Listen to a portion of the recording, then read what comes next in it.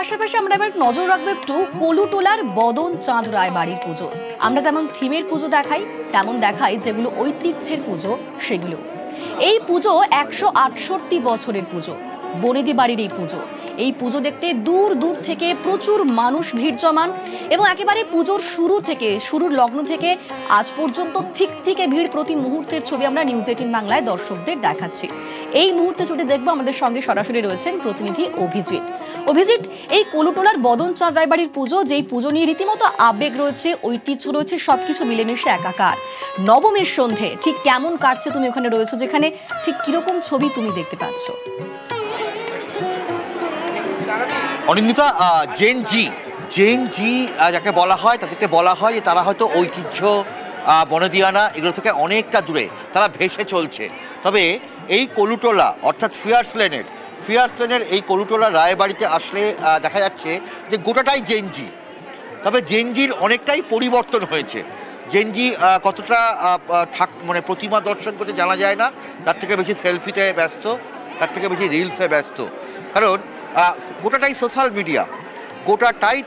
Media এবং আমরা কথা বলবো ম্যাডাম। তো প্রত্যেকেই আসলে দেখতে পাচ্ছি যে মোবাইলে কতটা ছবি তুলবেন এবং এই যে বনেদি বাড়ির যে ছবি, সেই ছবির সঙ্গে নিজেকে কিভাবে একাত্ম করে ইনস্টাগ্রাম থেকে শুরু করে বিভিন্ন সোশ্যাল মিডিয়ায় সেগুলোকে পোস্ট করবে, তার জন্য ব্যস্ত। এবং যে এই বাড়ির এই কলুটোলা রায়বাড়ির বদনচন্দ্র রায়ের যে পুজো, এই পুজোর একটা বিশেষত্ব হচ্ছে এই বাড়ির প্রতিমার সমস্ত গয়না হচ্ছে সোনার এবং অস্ত্র হচ্ছে রূপোর। এবং সবথেকে বড় কথা, বদনচন্দ্র রায়ের পরিবার বৈষ্ণব, ফলে এখানে পুজোয় কোনো পশু বলি হয় না, বরং ফল উৎসর্গ করা হয়। তবে নবমীর দিন এখানে দেখা যাচ্ছে যে এখানে মাছ খাওয়ানো হয়েছিল।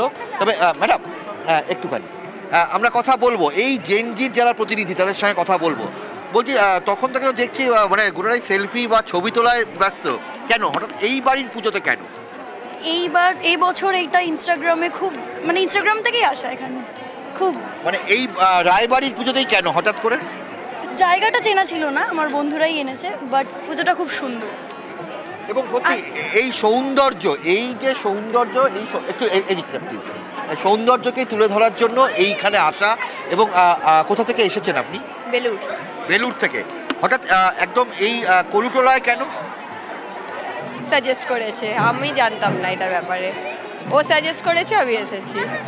কেমন লাগলো অভিজিৎ? অর্থাৎ দেখাই যাচ্ছে যে থিমের পুজোর পাশাপাশি এই সাবেক পুজো দেখতেও কিন্তু এখনো পর্যন্ত সেই সমান আগ্রহ রয়েছে প্রত্যেকের মনেই।